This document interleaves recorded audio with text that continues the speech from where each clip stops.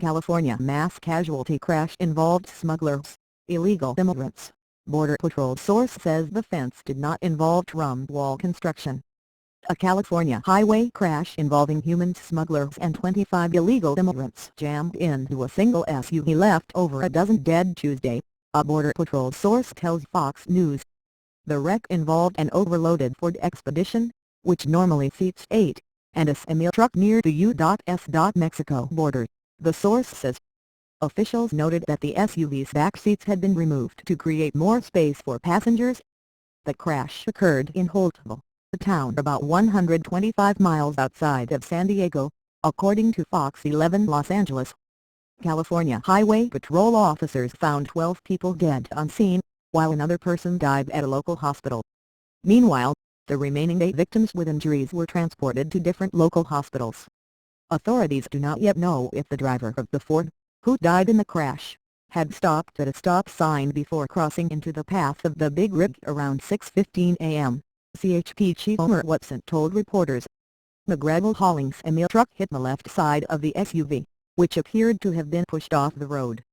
Obviously, that vehicle is not meant for that many people, Watson said. It's unfortunate that that many people were put into that vehicle because there's not enough safety constraints to safely keep those people in that vehicle. The driver of the commercial truck, which was hauling 2 trailers of gravel, was hospitalized with moderate injuries.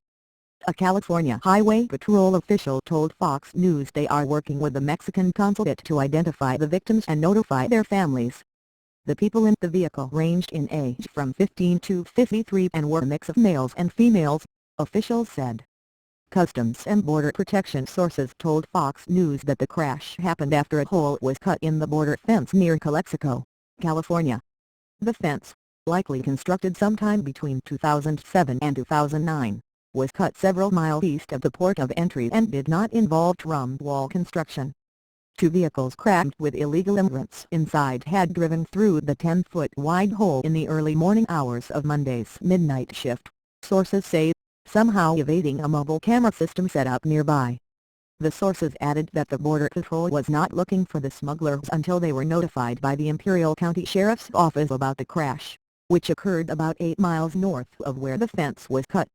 Dr. Oddball Edward, Chief Medical Officer at Health Central Regional Medical Center, said at the hospital's news conference that they don't use the term undocumented in the hospitals. To us, these folks that came to us are patients, he added. A hospital official who was on site when the patients arrived said the surviving victims were being treated for several different life-threatening injuries. Several patients did get transferred out. Those were the most critically ill, the ones that were flown from the scene, the official said. The ones that came into us had injuries ranging from fractures to life-threatening head injuries and chest injuries. The official added that the victims, including those who were transferred out of El Centro Regional Medical Center, appeared to be in stable condition.